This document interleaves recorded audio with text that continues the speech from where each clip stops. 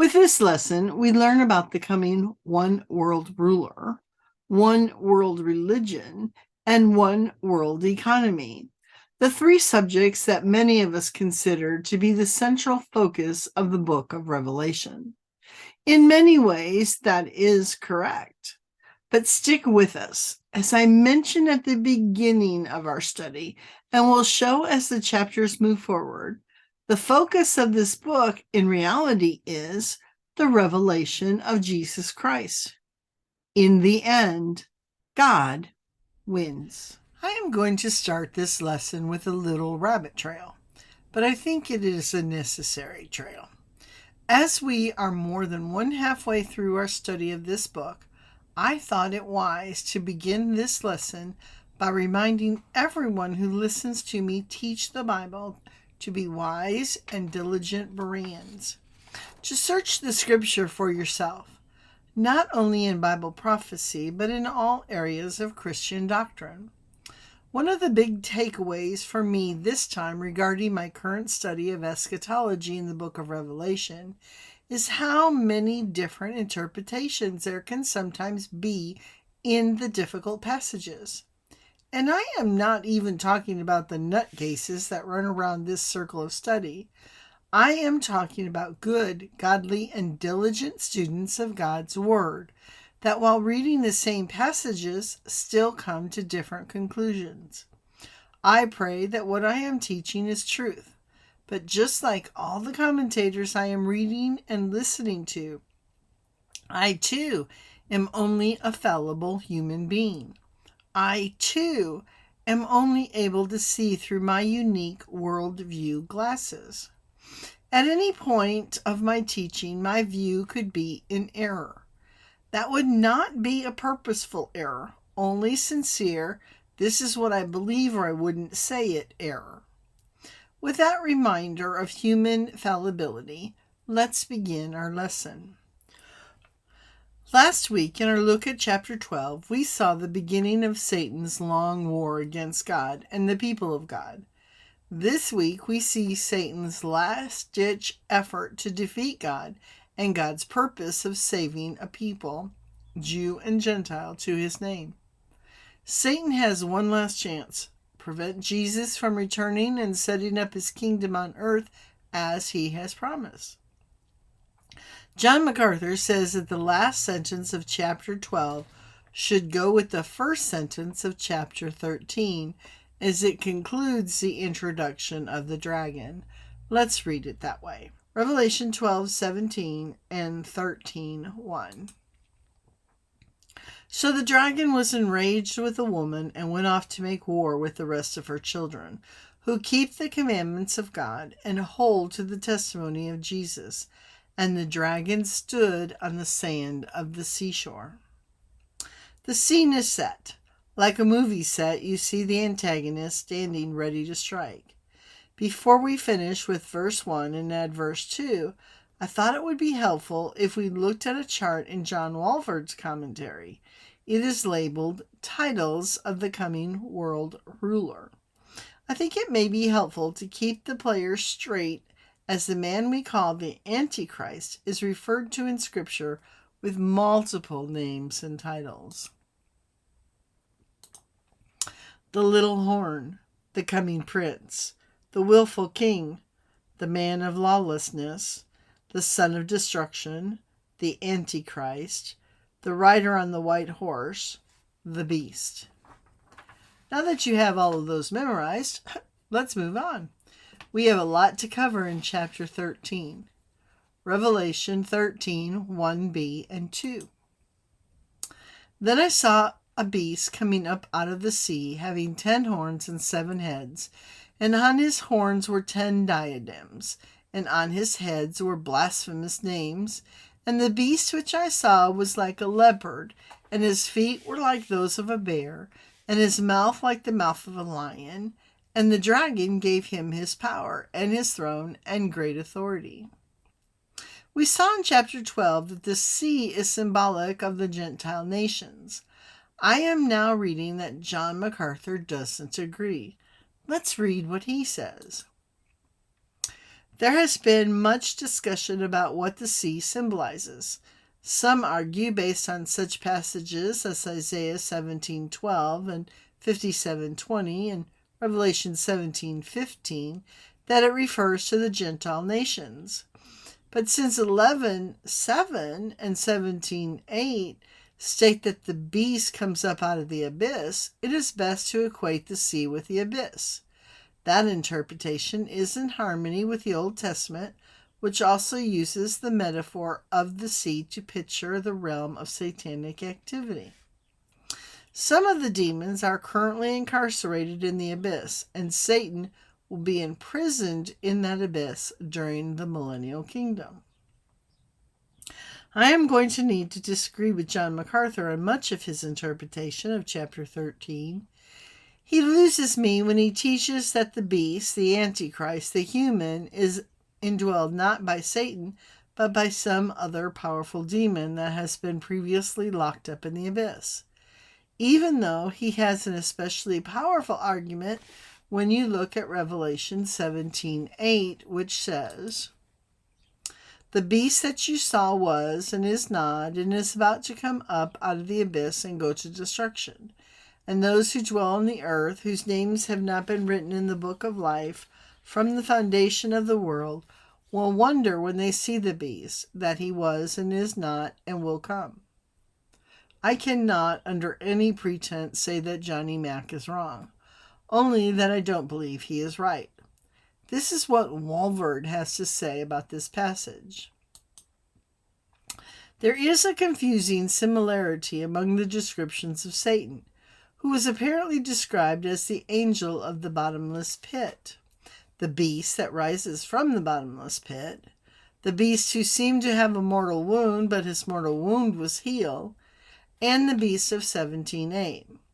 The solution to this intricate problem is that there is an identification to some extent of Satan with the future world ruler, and identification of the world ruler with his world government. Each of these entities is described as a beast. Only Satan himself actually comes from the abyss. The world government that he promotes is entirely satanic in its power, and to this extent is identified with Satan. It is the beast as the world government that is revived. The man who is the world ruler, however, has power and great authority given to him by Satan. The fact that Satan and the world ruler are referred to in such similar terms indicates their close relationship with each other. I see this beast as described in chapter 13 as the human who will be Antichrist, as well as symbolizing what he will do as seen from a political governmental worldview. Looking ahead a little to Revelation 19:20-21, we see that this beast and his buddy, the false prophet, who we will meet shortly, are humans, not just political and religious systems, and they are separate from Satan, whose initial post-tribulation fate is described in chapter 20, 1-3. Let's jump ahead to look at these two passages and see the fate of these three individuals from chapter 13, as I think it will help us to sort through the symbolism. Revelation 19:20-21. And the beast was seized, and with him the false prophet, who performed the signs in his presence, by which he deceived those who had received the mark of the beast, and on those who worshipped his image. These two were thrown alive into the lake of fire, which burns with fire and brimstone. And the rest were killed with the sword which came from the mouth of him who sat on the horse, and all the birds were filled with their flesh. Revelation 21-3. Then I saw an angel coming down from heaven, holding the key of the abyss, and a great chain was in his hand. And he laid hold of the dragon, the serpent of old, who is the devil and Satan, and bound him for 1,000 years. And he threw him into the abyss, and shut it and sealed it over him, so that he would not deceive the nations any longer until the 1,000 years were completed. After these things, he must be released for a short time. So back to our study verse. The beast is described as having 10 horns and 7 heads, and on his horns were 10 diadems, and on his heads were blasphemous names. And the beast which I saw was like a leopard, and his feet were like those of a bear, and his mouth like the mouth of a lion. And the dragon gave him his power and his throne and great authority. Revelation 13, 1b and 2. Everyone seems to agree that the horns and the crowns, which are diadems, or the crowns given to rulers, symbolize power, kingdoms, authority. I believe the reason that there are only 7 heads and not 10 can easily be seen in Daniel 7, 7-8. In this vision of Daniel, he is seeing a vision of 4 beasts or kingdoms that will rule the earth. These are the same kingdoms that Nebuchadnezzar saw in statue form earlier in Daniel chapter 2. Nebuchadnezzar's dream was from a human point of view. Daniel's dream appears to be from God's perspective. As we read this passage, notice the small horn that comes up. That horn is the Antichrist. Daniel 7, 7-8. After this I kept looking in the night visions, and behold, a 4th beast, dreadful and terrifying and extremely strong, and it had large iron teeth. It devoured and crushed and trampled down the remainder with its feet, and it was different from all the beasts that were before it, and it had 10 horns. While I contemplated the horns, behold, another horn, a little horn, came up among them, and 3 of the first horns were pulled out by the roots before it. And behold, this horn possessed eyes like the eyes of a man, and a mouth uttering great boasts. I do not believe there is any controversy among mainstream prophecy teachers that the little horn is Antichrist. In this vision, you see that Antichrist defeats 3 kings, removing 3 horns, taking control over their kingdoms. Notice he retains all 10 crowns in our study verse. It's just the leaders, the heads of those kingdoms, that are missing, not their territories. One attribute of all of these heads, kingdoms, is on his heads were blasphemous names. These rulers hate God. They will go along eagerly with the evil of the Antichrist and the persecution of the saints. Perhaps it is actually that the 3 missing kings refused to cooperate with the Antichrist in his evil, which was their downfall. Next we see what seems to be a strange description of this beast in verse 2. And the beast which I saw was like a leopard, and his feet were like those of a bear, and his mouth like the mouth of a lion. And the dragon gave him his power and his throne and his great authority. Again, for clarity, we need to go back to Daniel. Daniel's vision pictured the coming earthly kingdoms as different types of animals. I'll let Walvard explain the symbolism. The beast is further described as being comparable to a leopard with the feet of a bear and the mouth of a lion, and as receiving his power, throne, and authority from the dragon, that is, from Satan. The selection of these 3 animals is similar to the revelation given in Daniel 7, where the successive world empires are described by the lion, referring to Babylon, the bear, referring to Medo-Persia, and the leopard, referring to the Alexandrian Empire of Greece. It is worth noting that in John's vision, these 3 animals are mentioned in reverse order from Daniel's vision. Daniel was looking forward in time, and so he saw the 3 kingdoms in chronological order, while John was looking backward in time.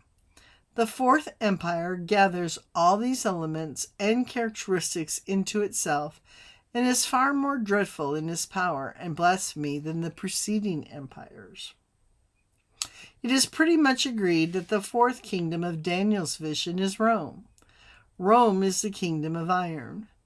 We'll look back at the description from Nebuchadnezzar's dream in Daniel 2:40-43. Then there will be a fourth kingdom as strong as iron, inasmuch as iron crushes and shatters all things. So like iron that breaks in pieces, it will crush and break all these in pieces. In that you saw the feet and the toes, partly of potter's clay and partly of iron. It will be a divided kingdom, but it will have in it the toughness of iron, inasmuch as you saw the iron mixed with common clay. As the toes of the feet were partly of iron and partly of pottery, so some of the kingdom will be strong and part of it will be brittle. And in that you saw the iron mixed with common clay. They will combine with one another in the seed of men, but they will not adhere to one another, even as iron does not combine with pottery. It is a traditional interpretation of the book of Revelation that the Antichrist and the tribulation, the one world government to come, is taught as a revival of the Roman Empire. However, since the rise in the last couple of decades of the Islamic terrorist groups like ISIS, some modern scholars have come to believe that the tribulation kingdom is actually ruled by an Islamic Antichrist. We have a dear brother within our church whom I have listened teach through the book of Daniel twice now. He is as convinced of the Islamic Caliphate as I am of the Roman Empire. Neither of us are about to budge from our current pedestals. I could debate the issue here, but have chosen not to. My reason?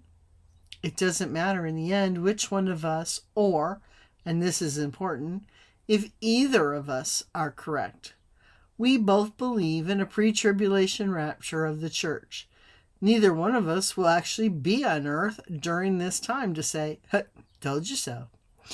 With that caveat, know that I will be commenting from a completely revived Roman Empire point of view. Again, we need to get along. We still have 16 verses left. I know why most pastors take 4 or 5 hour-long sermons to get through this chapter. Revelation 13:3-4. I saw one of his heads as if it had been slain, and his fatal wound was healed. And the whole world was amazed and followed after the beast. They worshipped the dragon because he gave his authority to the beast.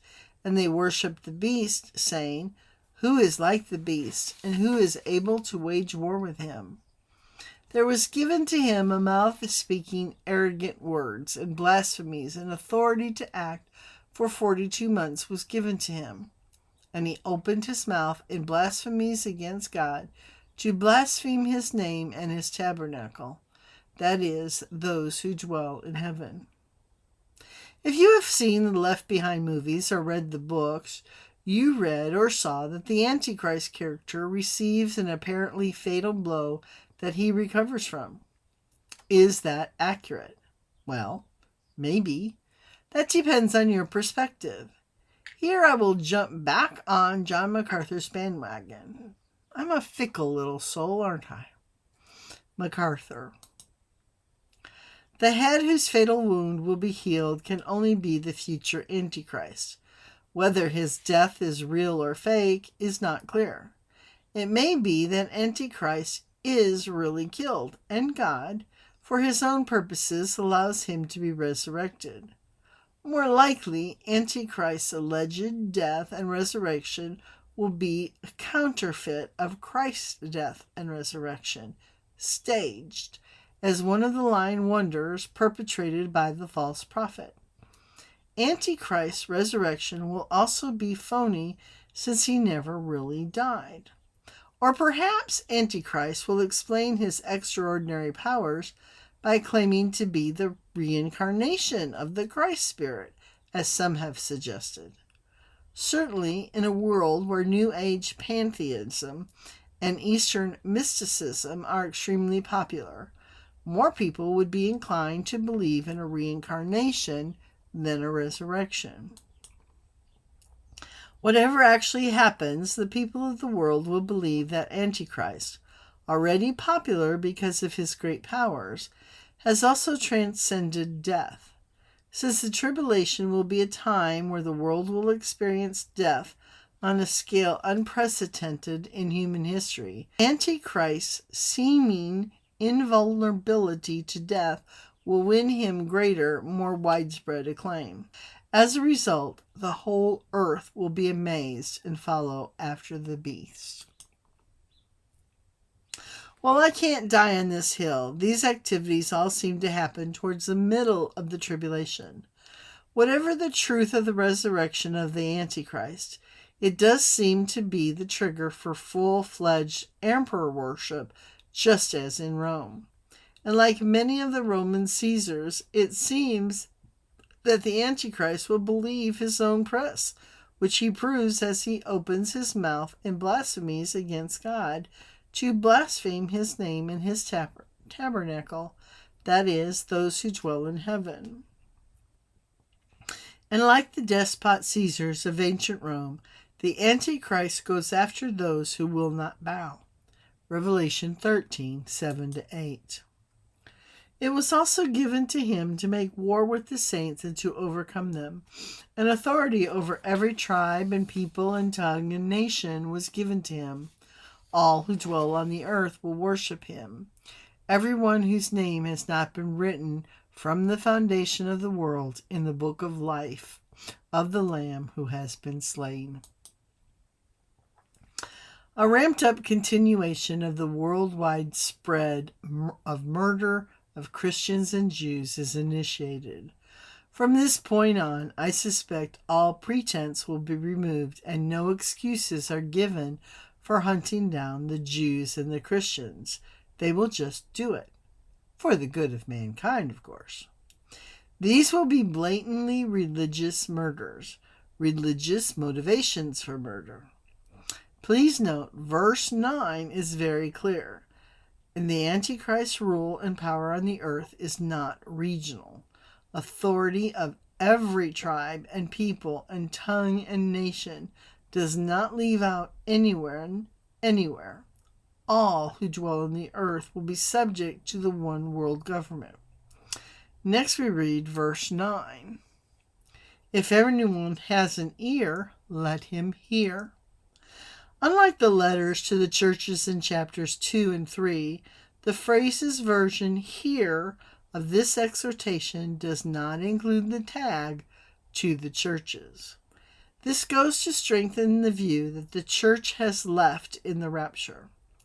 The purpose of this exhortation is simple. It is the Bible's version of, hey, listen up, pay attention. This is important. The next verse, I admit, puzzled me. I had no idea what it meant. Verse 10. If anyone is destined for captivity, to captivity he goes. If anyone kills with the sword he must be killed. Here is the perseverance and the faith of the saints. I checked MacArthur's explanation, and I'll be frank. I don't know whether he is right, partially right, wrong, or what. I just know I don't like what he said at all, period. Here is what he writes. This proverb contains important practical truth for those believers alive at the time of Antichrist's persecution. They are to depend on God's proficiency and not take matters into their own hands. Those believers destined by God's sovereign plan for captivity or imprisonment are to accept the incarceration as God's will. They are not to resist or fight against Antichrist. Amazingly, the passage upholds the divine institution of capital punishment even by Antichrist's evil government. Warning that if anyone kills with the sword he must be killed. God's people must not retaliate against their persecutors. There is no place now, and there will be no place then, for militant, aggressive, violent believers terrorizing their persecutors. Those who suffer according to the will of God, wrote Peter, shall entrust their souls to a faithful Creator in doing what is right. If this causes the hairs on your neck to rise in rebellion, you might like Walvard's explanation better. Reinforcing the exhortation is the warning of the sovereign justice of God that will be brought to bear upon this scene of evil. A number of variations occur in the text of verse 10:7, but the general meaning is clear. What is described here is the law of divine retribution. Those who persecute the saints and lead them into captivity must in turn suffer the righteous wrath of God. The endurance and faith of the saints in their hour of trial is found in the ultimate triumph and judgment upon evil people. The scriptures frequently mention this final vindication. The same truth that serves as an encouragement to believers is a warning to their persecutors. Their doom is assured at the end of their brief period of power. Somehow I believe that both explanations are full of truth. But while one may not get to fight back in MacArthur's view, they most certainly can do their very best to run and hide if possible. Time to move to part 2 of this chapter, the one world religion, spearheaded by the false prophet. Revelation 13:11-14. Then I saw another beast coming up out of the earth, and he had 2 horns like a lamb, and he spoke as a dragon. He exercises all the authority of the first beast in his presence, and he makes the earth and those who dwell in it to worship the first beast, whose fatal wound was healed. He performs great signs, so that he even makes fire come down out of heaven to the earth in the presence of men. And he deceives those who dwell on the earth because of the signs which was given him to perform in the presence of the beast, telling those who dwell on the earth to make an image to the beast, who had the wound of the sword and has come to life. When John tells us he saw another beast, this is the word allos, which we learned earlier means another of the same kind. It is like the first beast. He is a human who is controlled and eventually possessed by a demon. Neither MacArthur or Walvard give a satisfactory, to me anyway, explanation of coming out of the earth. MacArthur says the earth was less scary, so it means the false prophet will be a subtler, less overpowering and terrifying than the Antichrist. He will be winsome and persuasive, the epitome of the wolves in sheep's clothes Jesus warned of. In Matthew 7:15, beware of the false prophets who come to you in sheep's clothing, but inwardly are ravenous wolves. Walvard and another source I looked at just skirted around the issue of what it means to come from the earth, not giving any explanation at all.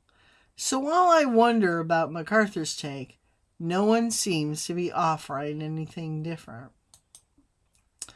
So what else do we learn about the second beast? He has 2 horns, indicating he has some power and authority. He seems to be like Aaron with Moses in front of Pharaoh, performing signs and wonders, like bringing fire from the sky when he is with the Antichrist. But it appears that his main job is to be high priest of Antichrist religion and worship of Antichrist and Satan. This will include a quote-unquote statue or image of Antichrist that will appear to come alive. Revelation 13:15. And it was given to him to give breath to the image of the beast, so that the image of the beast would even speak and cause as many as do not worship the image of the beast to be killed. With today's technologies, including AI, robotics, and holograms, it is easy to believe that the world could be convinced of a statue coming to life by supernatural means. Speaking about technology that is bringing the last days to life, let's look at the last 2 verses. Revelation 13:16-17. And he causes all, the small and the great, and the rich and the poor, and the free man and the slaves, to be given a mark on their right hand or on their forehead. And he provides that no one will be able to buy or sell except the one who has the mark, either the name of the beast or the number of his name. Here is wisdom. Let him who has understanding calculate the number of the beast, for the number is that of a man, and his number is 666. And here it is, the infamous mark of the beast that you have heard about, the technology that will prevent you from either buying or working or selling without some type of mark on your hand or forehead. Ladies, that technology is here, and it is coming to a grocery store or workplace near you. It truly doesn't take any stretch of anyone's imagination to know that this technology is here. It is being used in China, and switching to a digital currency is one of the number one goals of the globalists in our day. If all of our money is converted to digital, we no longer have control. Period. If the global elites control our money and they determine that for the good of the world, you can only buy, for example, 20 gallons of gas a week, then they can program your currency to only allow the purchase of 20 gallons of gas a week, and there will be nothing you can do about it. If only you are allowed 1 dozen eggs a month, then your money will not buy 2 dozen. If you don't believe me, I just purchased 2 dog toys from Walmart the other day, paid with my debit card. I did not use my email for the purchase, but received an email asking me to give my opinion on the 2 toys. Between your computer, your phone, your smartwatch, and your debit cards, they already know everything you buy, every place that you go, every lunch you eat, and who you eat it with. Even if you pay with cash, the phone in your pocket knows where you are at all times. As of the middle of March, when I'm writing this, there has been one large bank failure in the U.S.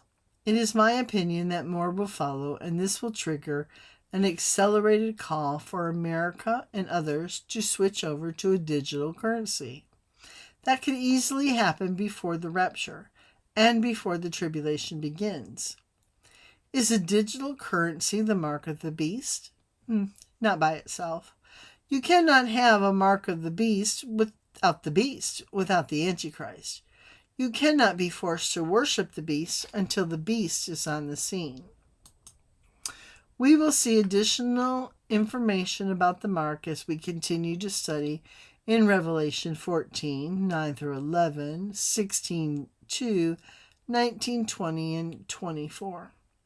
For now, our country may convert to digital currency while we are still on the earth. And while that will be another blow to our ever-shrinking freedom, it is not in itself the mark of the beast. It will most likely start as the form of a credit debit card. Since most of us use plastic anyway, we won't notice a big difference unless and until they begin to control our behavior by restricting what we can or cannot purchase. Still, while unpleasant, the mark of the beast will not be until there is a beast, until you are required to worship the beast in order to receive it. Just like Caesar's worship in Rome that sent Christians to the lions, it is also important to note you will only receive the mark voluntarily. You will not receive the mark through trickery or deceit. What about that number? That 666, you ask? From Timothy J. Demi in the book, The Popular Encyclopedia of Bible Prophecy, he says, the Bible does not identify the Antichrist or interpret the number. Instead, it says that when the Antichrist is revealed during the tribulation, the number of his name, the name's equivalent in numbers, will be 666. Any speculation as to the identity of Antichrist before he is revealed goes beyond the bounds of legitimate prophetic interpretation. The identification is simply not yet available. We'll close our study of chapter 13 for now, and I'll see you in chapter 14 next week, which is still behind the scenes actions, but we get a peek at the victory of our God. Questions?